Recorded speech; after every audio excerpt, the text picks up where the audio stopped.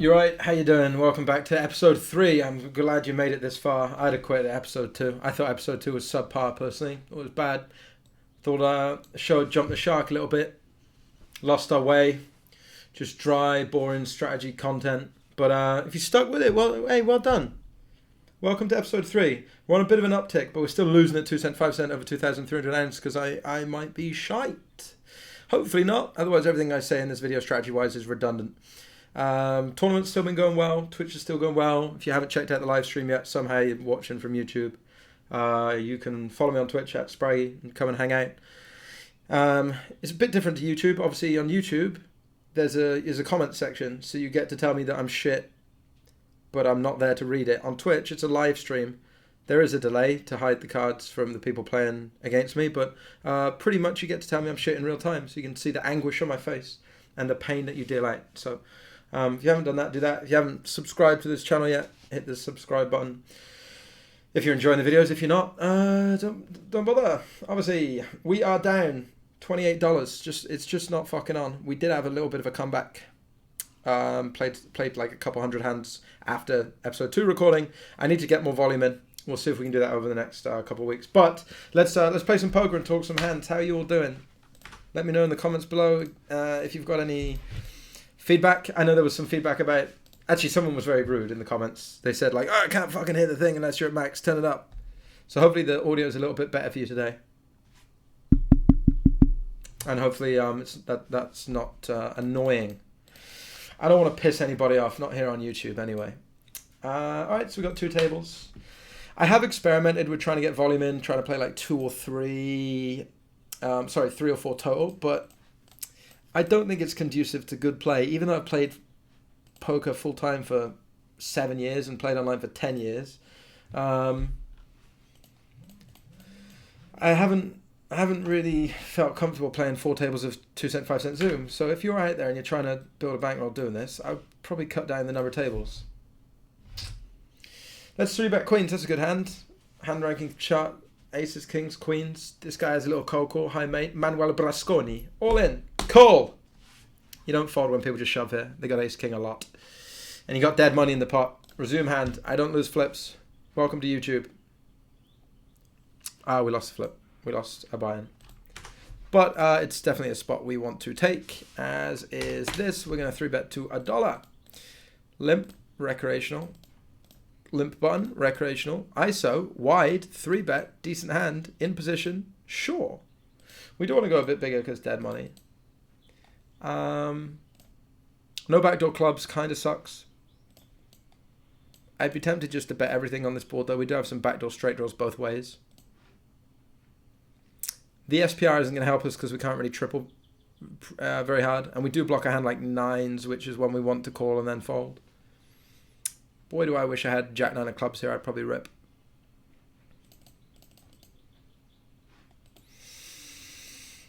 I think he probably bat raises all in with ace king. He could definitely have king queen suited, but that's 2 combinations. Could have king jack suited for 3 combos. What are we trying to fold out? Ace high peels? Maybe he has them. We do turn a gut shot. Don't block backdoor diamonds though. Are we firing off into the abyss? Could he have aces? Could he have kings, queens, jacks? This could be a hellacious bluff, but you know what? We're on YouTube. I think he still has some folds. Maybe not.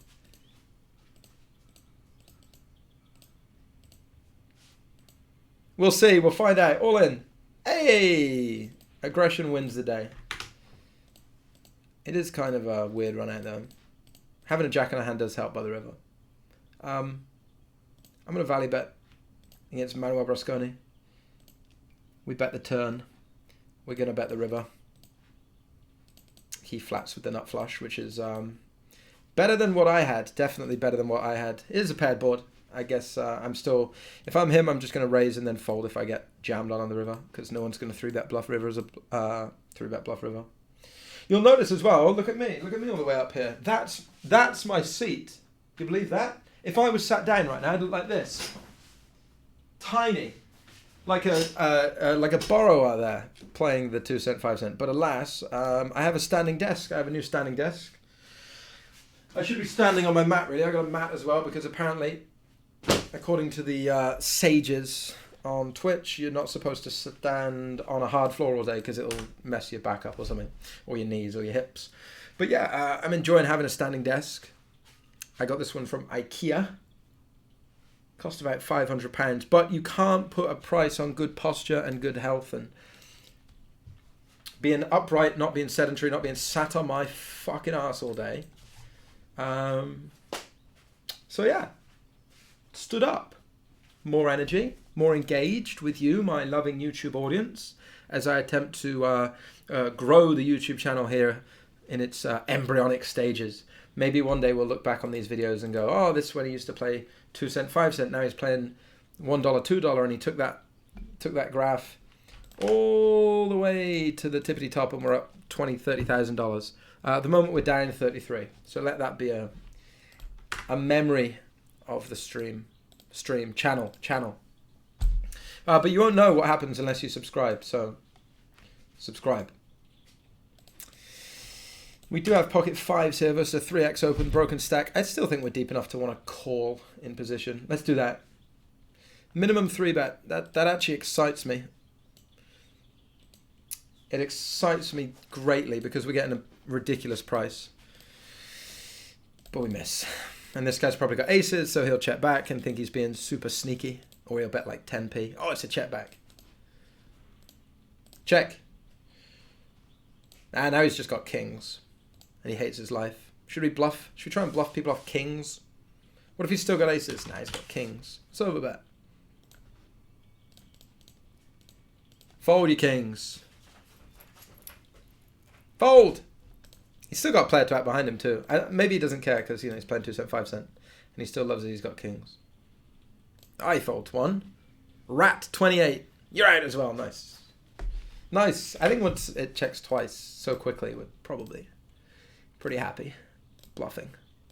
We're going to raise ace 8 because we've got 2 pair. We are, of course, losing to ace queen, pocket queens.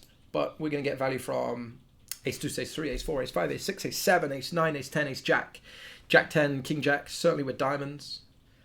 There's not that many flush draws when there's an ace high diamond because a lot of our opponents' suited hands that open are going to be normally the diamonds, but they can't have it this time. But definitely better to raise there, I would say. Good hand, but lots to get value from. Seems okay to me. I think around, again, I think people are enjoying 20, 25, 30 minutes of this. So we'll just see how the session goes today. Yes, I honestly felt like the last episode was a bit dull. So hopefully we're getting some more interesting hands. Funnily enough, after I quit last session, I got just as I turned the recording off, I got quads. Made some other hands, whatever. Big pots, interesting pots. But nothing really good. It's going to just go like that sometimes, I suppose. I do want to use this more as we go on. Obviously, we've been talking quite a lot of strategy about 2 cent, 5 cent, but I do kind of want to talk about other stuff as well. Like I said at the kickoff of this YouTube series or whatever, this YouTube channel, I'd like to use it as kind of like a podcast format as well, and talk about whatever. I think we're folding here, connected board, even though we got a heart. So yeah, I mean, we can talk some other stuff going forward. Feel free to chuck questions, either poker-related questions or otherwise in the chat. And maybe I can use that as a launch pad for anything that you want me to discuss.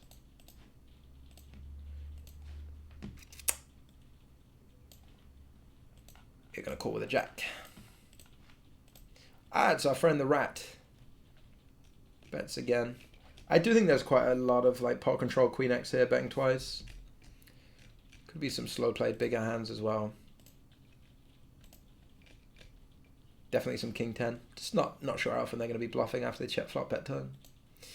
I will let it go. In general, people kind of shit themselves on the monotone boards with top pairs, so I think they are going to have some delayed value bets are just better than me too often. What have I got coming up? Lots, but I don't know how much I'm allowed to tell you. And sometimes I get away with it on stream because nobody watches back, but I don't want to commit something to YouTube and then be like, oh, why did you reveal that? What can I reveal? Oh yeah, I'm giving away a Platinum Pass worth $30,000 on my stream if you haven't tuned into that. To go and play the PokerStars Players Championship in Barcelona. I have a Platinum Pass, but I'm taking somebody with me. This is all very relevant if you're watching. It's the 4th of March 2020. But if you're watching in the current, you should check out my stream. Although it's probably too late now anyway if you hadn't heard of it by now. The stuff you've got to do to get it by March 9th, you're probably not going to have time. Yeah, don't worry about it. Don't worry about it. But if you are watching the stream, you'll know what I'm talking about. Good luck. Good luck. Got a flush here. That's good. We're going to keep betting. When you've got strong hands, typically the correct play is just to bet. Try and put chips in the middle. What is the point in having a good hand if you're not putting chips in the middle with it? You know what I mean? Unless there's a better way to get chips in the middle, which might be to check and induce, but I don't think that is the case in this situation. We're going to fold here out of position. What do we got? 8 outs? 6 outs if you don't include spades. So we're going to get there less than 20% of the time. Plus we could get raised here. Plus even if we get there, they might check back unless we lead. And if we lead, they might just make some hero folds. So folding's good. Don't go chasing all of your draws all the way, folks, if you're new to poker and that. Don't get overly invested in your open-ended straight draws.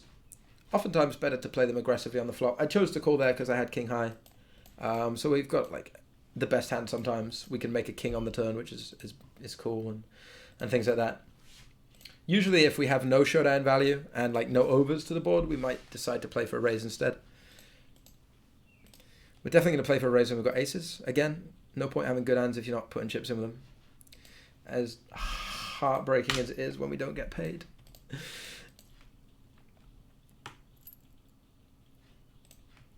How do you like my thumbnail for this video? Is it the best one yet, by the way? I kind of went for a blurred animation because I'm getting, you know, blurred playing 2 cent, 5 cent. I thought I was going to come in here, rock up, win every session. But alas, not the case so far. That one session was really silly for me, the one I played not on YouTube and just like punted 7 buy-ins. But I'm hoping we'll get out of the hole pretty soon. I might start bluffing now. I think he bets a queen on the turn. We can represent pocket 9s, pocket 10s, pocket jacks.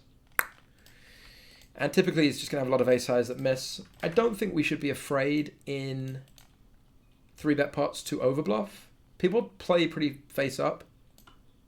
And they're pretty willing to just fold ace highs if they have them.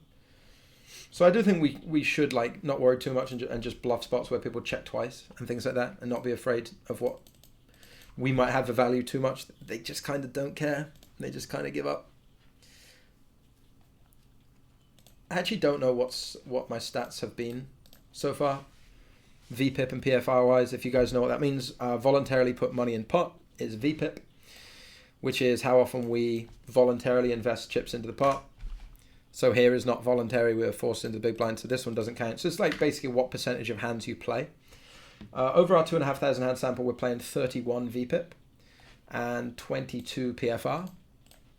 The discrepancy there, the difference between the two means that we probably just call a lot in the big blind, which I think is fine, defending a big blind. We got a 3-bet of 10%, which is fine, probably could be higher. So there's your basic stats for all you nerds out there. It's a bad board for the 8s. Bad indeed. But again, I'm always open to whatever you guys want to see me do. Obviously within the context of playing 2 cent, 5 cent. You let me know. This guy shoves with folding. I have noticed that as well. There's a lot of people who just open shove. Like they'll just shove 50 bigs, sometimes 100 bigs. I think obviously these are massive value spots. I have seen some pretty ridiculous hands. It's not always nutted. Sometimes it's just, you know, people clowning around. I mean, once you're already shoving 100 big blinds, you're always sort of going to be clowning around to a point, right? I want a 4-bet. We're in position, we don't need to go big, like just over 2x, fine. We've got the blocker, not a hand that wants to flat. This guy seems like he's being aggressive. I do run tracking software as well, which is going to give me some information on players that I've already played with. That's how I know that played some hands with this guy previously. He's been fairly aggressive. Could go either way here. There is going to be some value in trying to fold out like ace queen, ace king. I would say at 2 cent, 5 cent that a lot of players will shove hands like jacks and queens. I think they should. Probably. Those hands require a bit of protection. There are more bad boards. They could definitely slow play kings and aces. More so aces. Given there's never going to be overs, less so kings, given there's sometimes going to be an ace. We do turn a 10. Interestingly. Get there against ace queen and ace king.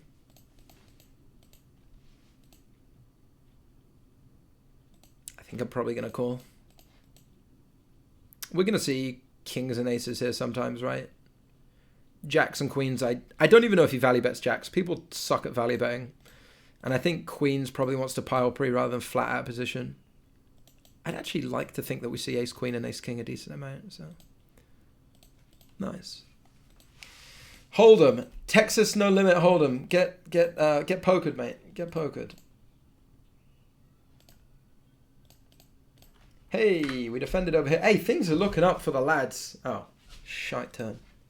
Probably c-bets the ace of spades too often though, so actually, like, our hand is still good. Fair amount. A lot of spades just bet turn. We'll go for a small value bet. No dice on that one. Pocket twos here to a 3-bet, gonna fold. Yes, oh yay. 9x suited hands do want to 3-bet sometimes. More so like Jack 9, Queen 9, King 9. Ace 9, not so much, but we'll throw it in. I think people are oh, you can't see it. I think people probably open a little bit too often and fold a little too often. Certainly folding to 3-bets too often, most likely. So you can get away with 3-betting and just punishing people, not defending correctly. Take that, Koala Bear. Salty balls. And raising this one too. Am I winning 2 cent, 5 cent play yet? No, we're still down 29 bucks. Oh yeah, we lost a bind at the start, didn't we? But that was just a flip. That was, standard stuff. Standard stuff. I'm going to 3-bet this too. The suited wheel ace. We get 3-bet here. We're getting a good price. We're deep against someone who looks like a fun player. Sure. Don't much like the flop. I'm going to bet here when we 3-bet. Got the 3 of diamonds on board. Denying equity to some king highs. If they call like king queen suited and stuff. Maybe even they just give up with some ace highs on the flop.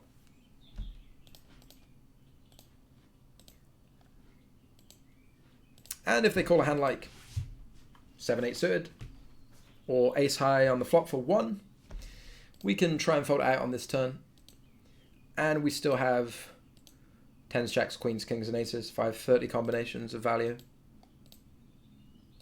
And then we bluff 9x sometimes as well, so we're going to have a 9. We just spoke about 3-betting like jack 9, queen 9, king 9. We're going to have that.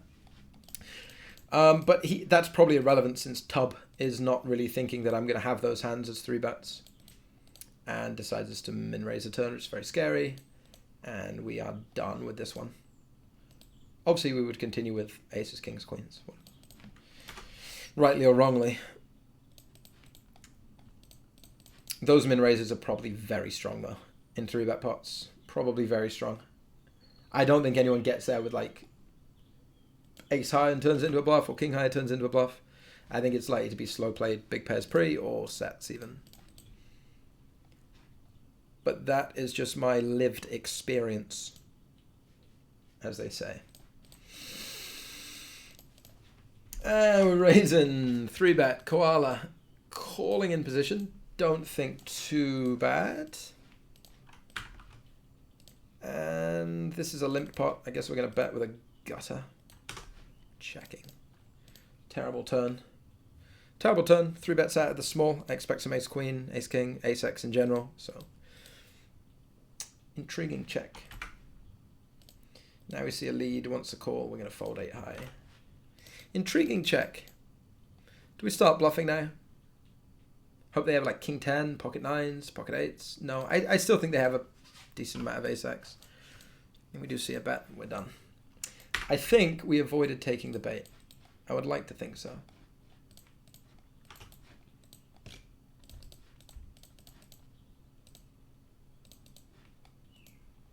Going to isolate limpers. I think most people who limp are going to be recreational players trying to get in for 5 cent, which is, I think, a pretty big mistake given you're in a raked situation, like seeing the flop. When you limp, immediately some of that money has gone out of the pot. So like the money that you're trying to steal is already reduced. Better off just trying to raise pre and steal it like that. So I do think we should isolate pretty wide. People will limp, call, and then just fold a bunch of flops. Like so.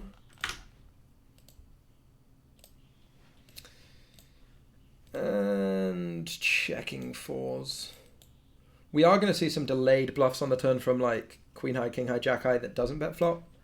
So I don't think I want to fold on the turn, especially given we can make a 3 or a 4 to make a wheel or a set. And we still have the best hands sometimes. Calling seems okay. But folding the river. No stream, no mate. No YouTube though.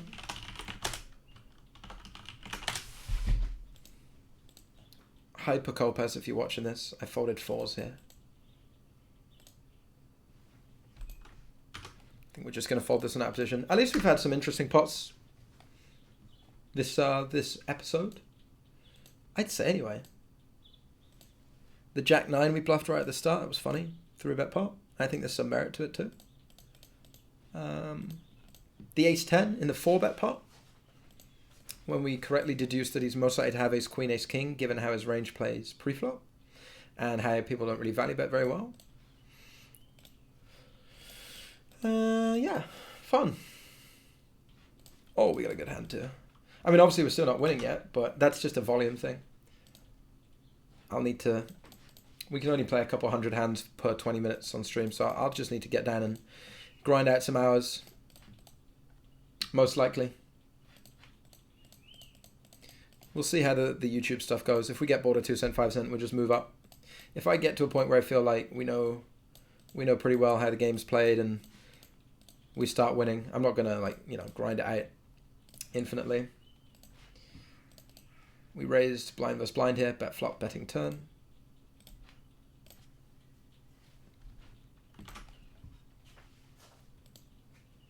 Folding this. Stick with the deeper table by default. I like playing deep as well. I don't ever reset my stacks in Zoom. I think if you're comfortable doing it, people are far more likely to make mistakes playing deep stacks.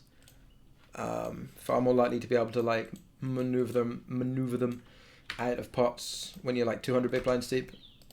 A lot of people are fairly competent 100 big blinds deep, but then like they just, they don't know how to adjust. So when you start putting in 200, 300 big blinds, obviously you're going to need stronger hands to do so, and they kind of just stick with what they'd be stacking off with at 100 big blind stack depth. And you can get a lot of big blinds, a lot of money in. Versus hands that probably shouldn't stack off against you, would be my guess. I haven't really seen too much of it. I had enough experience playing that deep at 2 cent, 5 cent yet, but I'm sure we'll get there. This is probably a marginal defend. King 9 even, versus a 3x open. I think we're probably still going to make it. Definitely not now. This is the guy we bluffed with the Jack 9, isn't it? Scared of me now, see, they walked me out. Terrified. We've instilled a culture of fear in the 2 cent, 5 cent Zoom streets. What a joy. And we get to play here against a Chelsea fan. And we get to see a minimum 3-bet. These, honestly, these are great. I love the fact that people's side's so small, because clearly they got like decent hands, but you can just like flop equity in position and then get stacked when this guy has kings. 5 cent is the bet into 77, which leads me to think that he doesn't have kings or aces. Then this Chelsea guy raises to 15, which again is like, you should be raising here relevant to the size of the pot, because the price you're setting is not versus this bet, it's versus the total amount in the middle. It actually makes me want to make this like 90 cents. So that's what I'll do. And then this guy will click it to like $1.20 and I'll shit my pants. Nope, folds. If he jams at this point, we're all in. think we're going to see some worse jacks. We're going to see some like flush draws or something like that. Queen 10 of hearts and hands like this. That's a little scary. That is a little scary. I don't think he flats queens plus pre. I don't think he has 7-5 suited, Jack 7 suited, or Jack 5 suited, which means he has 6 combinations of pocket 7s and pocket 5s, 3 of each. Or he has King Jack suited for 2, Queen Jack suited for 2, Jack 10 suited for 2. That's 6. Does he really click here with Jack 10 though? Don't really know. But if he does it with Ace-X of hearts, we should be all in. Is this range just pocket 7s and pocket 5s? Don't know. Could be Ace-Jack as well. I think we're just going to run it though. We will find out. Free win too. That's what we'll do. 10s, mate. That's a lot of bets for 10s. A lot of bets for 10s. And we hold. Nice. So, I mean, it's pretty obviously glaring mistake by him. Good for us to run down the hand and see what's going on though.